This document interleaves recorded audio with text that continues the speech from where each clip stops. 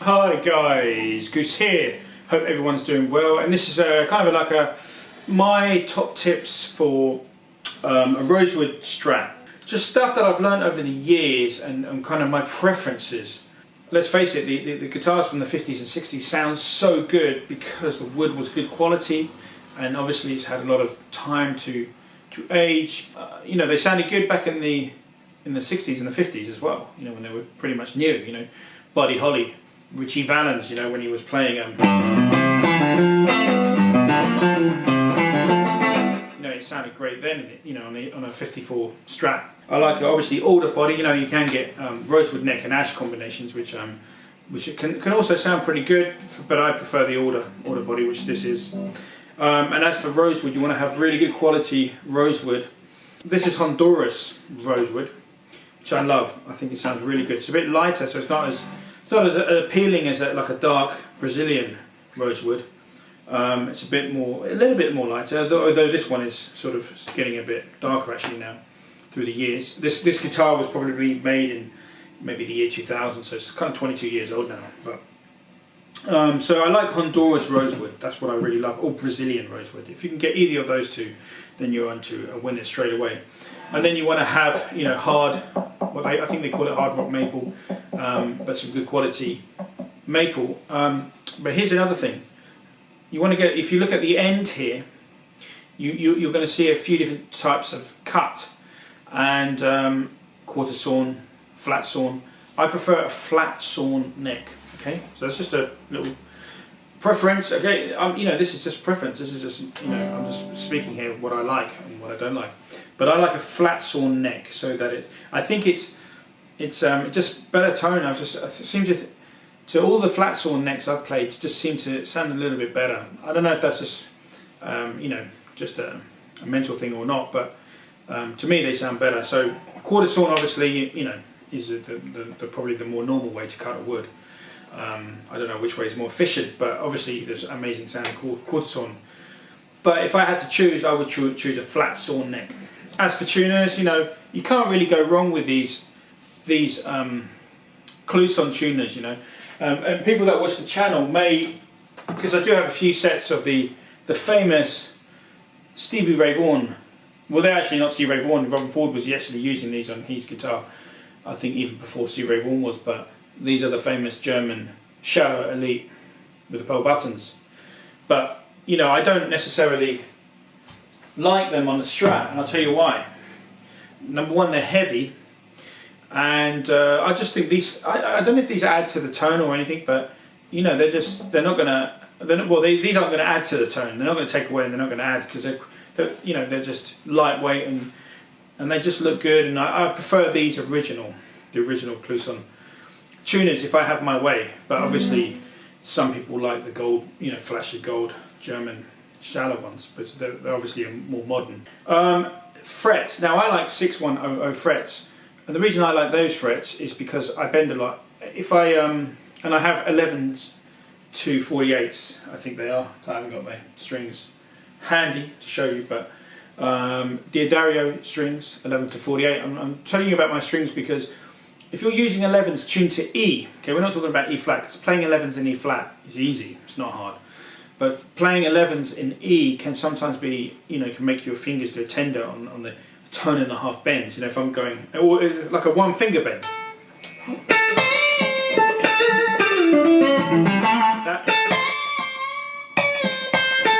Now the height, it's mainly the height of the 6100 fret wire just really helps, because you're not pushing your finger against wood. There's no friction.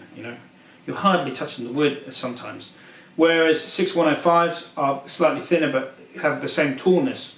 And that's why players like Robin Ford, who are playing 10s, play 6105. So I'd say if you're playing 10s, then why not use 6105 fret wire? And if you're playing 11s, where you need just a bit more meat on the fret wire to help you with the bends, then you want to go to 6100. The 6100s have a disadvantage in that they're quite wide, and they can be intonation problems or whatever. I mean, it's very minuscule, but I guess some people with great hearing could hear that. But so that's why I'm talking about the fret. The frets are really the interface between your fingers and the guitar. So they're almost the most important thing on your Strat is the fret wire that you use. Now I wouldn't go anything smaller than 6105, but I guess some people, it's up to you as a player. If you're playing 9s, then maybe 6105s are going to be too chunky, and you want to go even smaller than that, and that is totally understandable. Jessica frets, I think they're called, are the best fret wire. Failing that, then Jim Dunlop. But I think if you can get Jessica, I think they're called Jessica, that's the best fret wire that I've come across, I think. So that's another sort of tip. If you're going to get a neck made, or you're going to buy a neck for your build, then I would always go, I personally prefer 21 frets. I know Eric Clapton's Strat has 22, but he's playing maple necks, but I like the 21 fret, and I like the big clay kind of white clay dots. It's just something I like, People like the mother of pearl dots and the smaller dots, and that's fine. But just for me, for my sort of, I think it just looks nicer with the clay dots and 21 frets. Because I'm not going to be, I don't play a Strat like a Les Paul. For me, a Strat, a Telly, and a Les Paul are 3 different guitars. But you can almost play a Les Paul and a Telly. They've got some similarities. You could probably transfer some of the playing, quite a lot of the playing, obviously. But Strats are kind of a world unto themselves. It's a whole different technique. It's just different. Let's talk about the nut width. I prefer 42mm nut width. Any 43 and 44 millimeters. Then because a lot of the technique. Say you're playing a B flat 13 chord.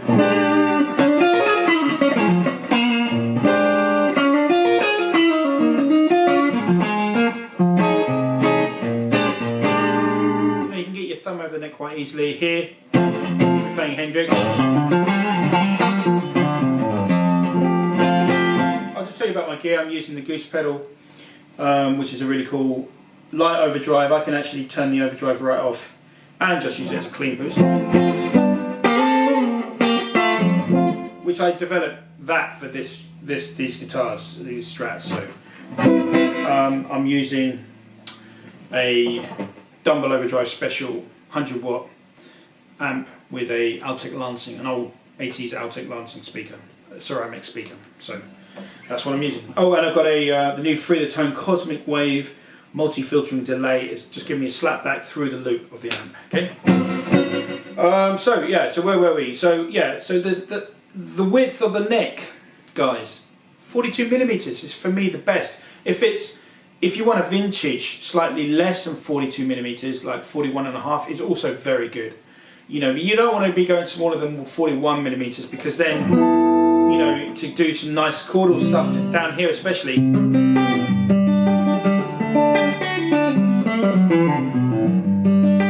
your fingers are going to be all bunched up, and so if you're playing.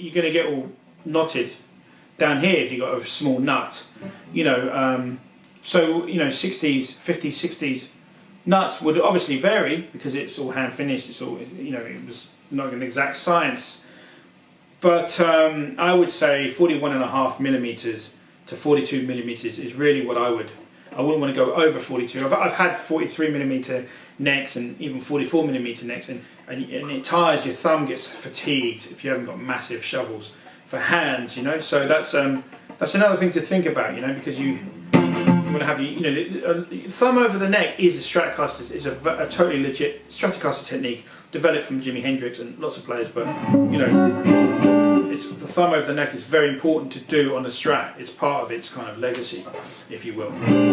Okay, so that's kind of the neck. I don't think there's anything else I need to talk about the neck really. Just about the finish. For me, on the back of this neck is a bit of nitro, or I don't know what it is. It feels like nitro. It might even be poly. I don't know. But especially around here, the tops, I did actually just give it a bit of with a light pad, like a scrubbing pad that you use for washing up. The green side, I don't have one to hand. I just lightly here and here, just take off any lacquer, a little bit of the lacquer there, just so that it feels nice and smooth. I don't mind lacquer on the back of the neck. I've got, there's another guitar which you're going to see, it's a Stevie Ray Vaughan replica that I'm actually making at the moment. that's totally bone dry here, and sometimes that's actually not a nice feeling to have a totally bone dry neck. Sometimes it's nice to have a bit of lacquer, I think, but not on the edges. On the edges, you just want to take a scourer, right? If you're me, and just take off some of that finish on the sides, you know. Also, your fret ends, very important to have them not, you know, hurting your hands. You want to be able to move your hand here and not have any friction, because that's another thing that I really don't like, is that kind of that friction there when you're catching the edge of the fret, you know. So when I got this refretted with 6100 fret wire, something I was very adamant that it should be really nice to move your hands over.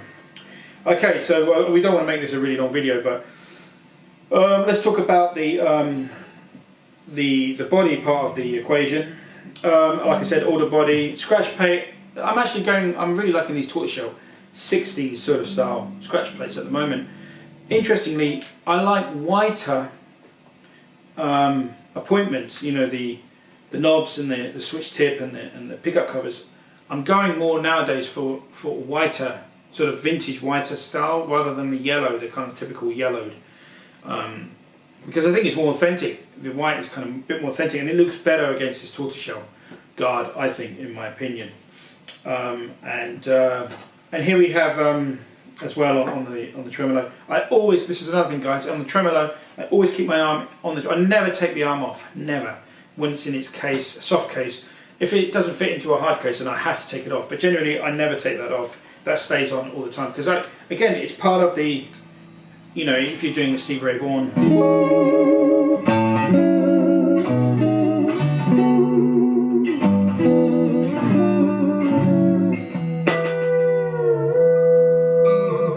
So that's another thing. Oh, we've got to talk about the nut. Bone nut, tusk or bone is the one you want for your nut, and just make sure that it's not cut too deep, because once it's gone too deep, you're going to have to get a new nut in, and you want to glue that in with wood glue, not super glue. Only use wood glue adhesive, and just tiny little 2 dabs, or use a toothpick to just a very thin film to glue your nut, because you know that's the thing you have to be able to take out. And also with a nut, you know, if you don't glue that down when you're doing bends. So if I'm doing a bend, let's just dial in a bit of overdrive. Here we go.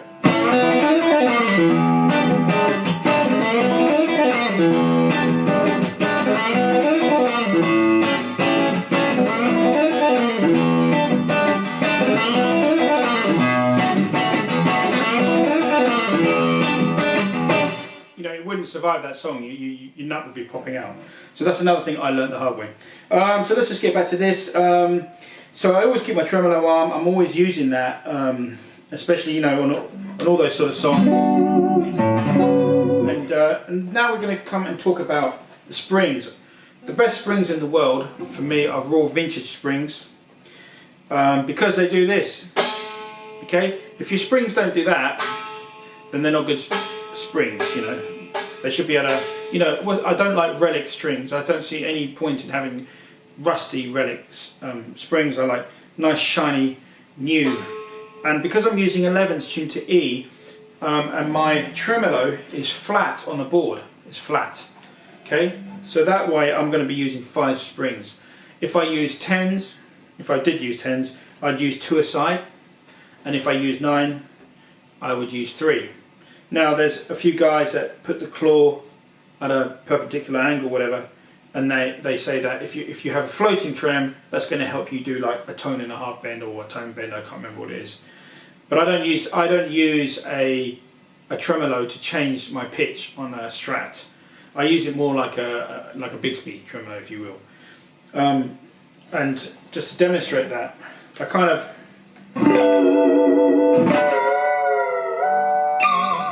You know, I use it for those kind of effects, and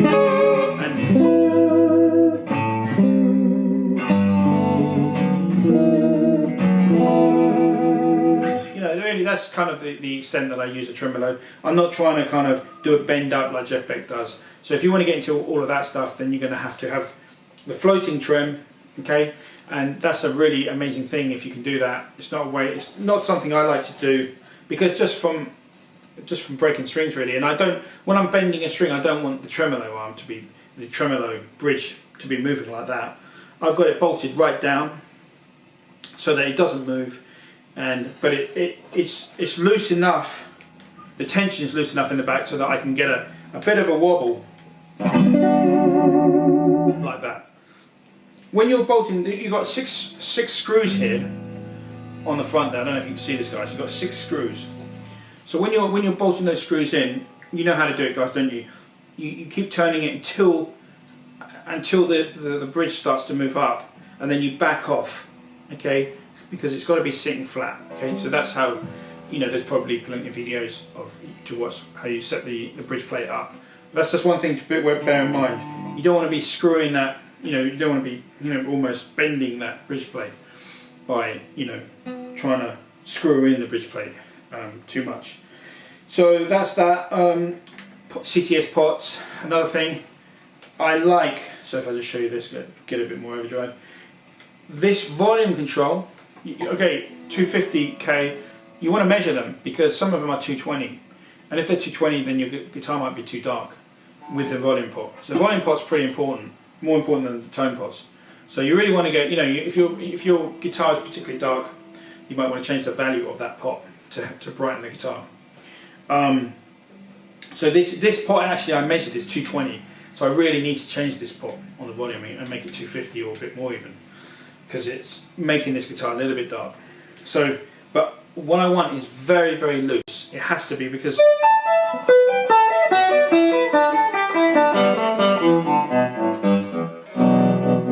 that's kind of another effect that we do on Strats is.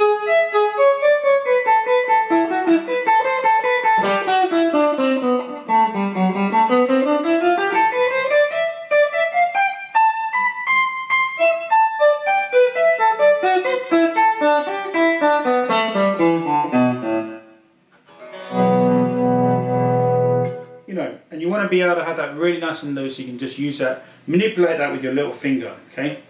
Same thing here, you want to have this, you don't want to have this stiff, because sometimes you're, you know, that's a famous,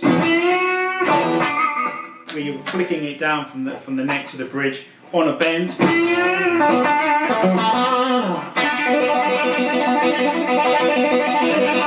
know, there's other effects like that. And then obviously the wiring thing, I have my bridge connected to this, I have my neck connected to that one, and then the middle one I leave wide open, because the middle one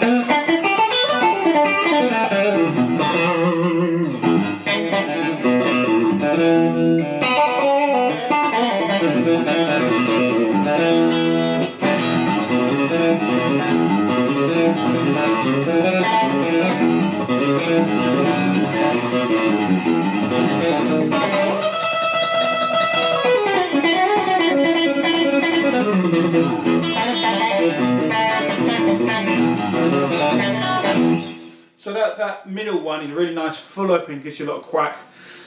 Eric Clapton apparently is now using just a 3 selector, and he's not using the ones in between, because I'm the same.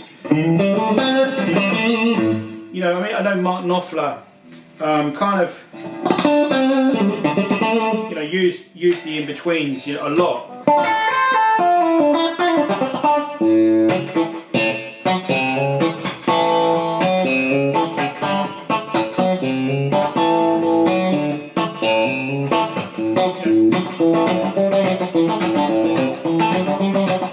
So Mark Knopfler would use the in-between ones. I personally don't like it. I pretty much use the neck and the bridge. And when I'm using the bridge, I roll off that tone on the bridge.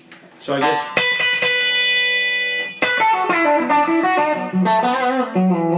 just to give me a bit more mid, take the treble off, give me a bit of a more mid push on that bridge tone.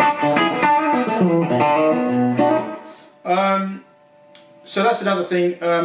Now I had a Strat, guys, that only had 2 pickups in for about 5 years. You know, that was my sound, was this guitar with 2 pickups in, and I was pretty happy. But you're probably wondering why I've got a 3rd pickup. Well, actually, these pickups, if I can show you these.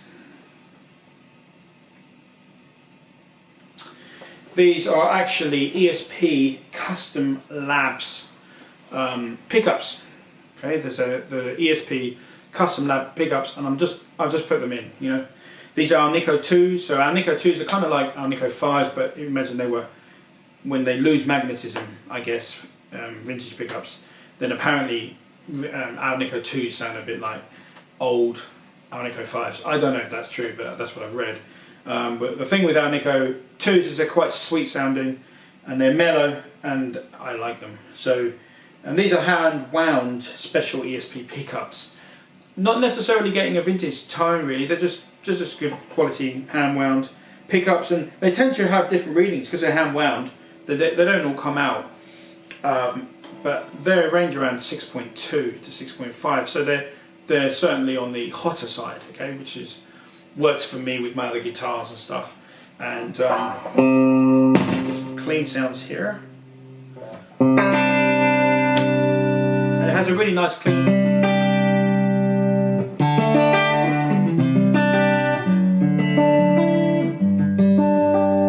Very nice clean sort of tone.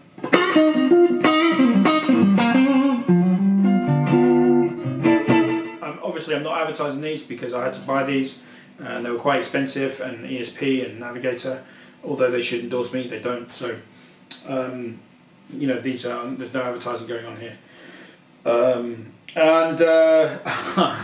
Unlike this though, unlike this one, I digress. But these are, they're pretty good. I might keep them in here, so I don't know, I'm just trying them at the moment and I'm really liking them. You know, I'm always searching for something a little bit unique, a little bit different, so that's what's in here at the moment, and they're sounding really nice.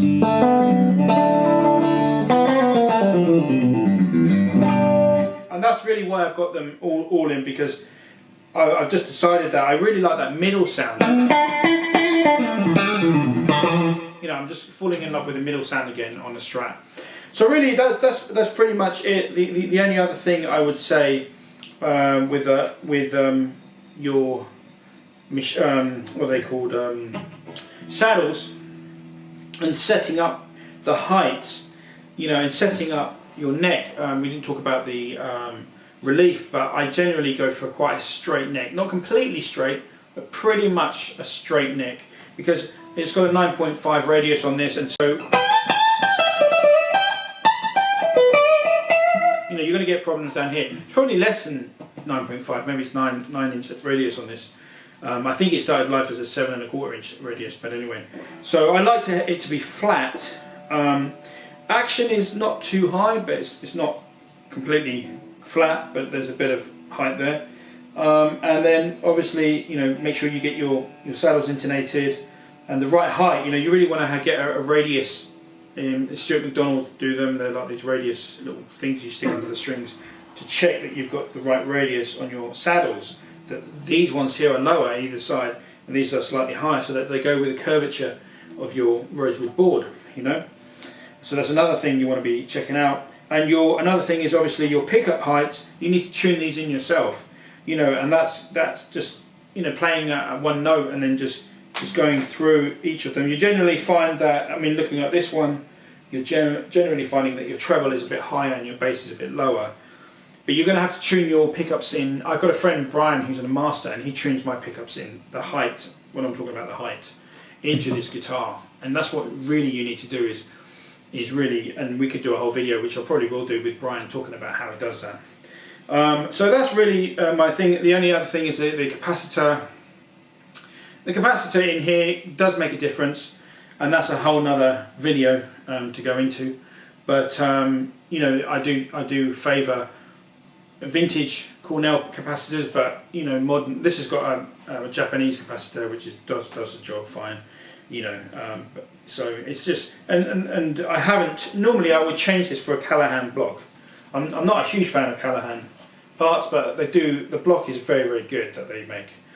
But this is a Goto. This is Goto hardware, except the saddles, which I can't remember what they are. I've replaced the saddles and I've replaced the springs, but the rest is just Goto stuff, and it just sounds good. So you know, if your guitar sounds good, you know, sometimes you can better it. Sometimes you can make it sound worse. So just bear that in mind. Change things if they need to be changed. This go-to bridge, it works fine.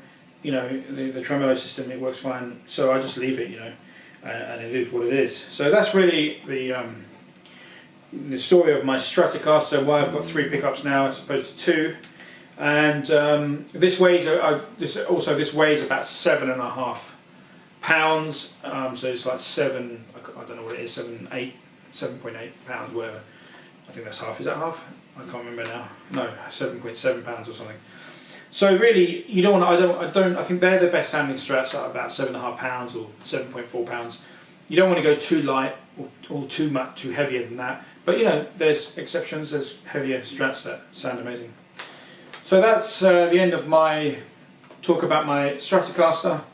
Hope you've enjoyed this video. A few things that you might want to chip in, chime in the comments, and let me know, and teach me a few things about Strats that I don't. And if you've found any things that you like to do, any sort of tricks or tips with the Strat, it would be really great to share them. And but you know, this is your Strat is kind of like a world to itself, and to get it right, when you do get it right, it's beautiful to play, and it does what you want it to. When they're wrong, you struggle, and this went in the wars a few, you know, it wasn't sounding very good actually, and it's had a makeover the last week, and it's got back to where it should be, and that's why I've done a video on it, just because it's playing beautifully and it's sounding great. So hope you've liked this video, guys, and I'll be back with a history of guitars very soon. A very cool subject, a very cool artist. So until then, take care, bye.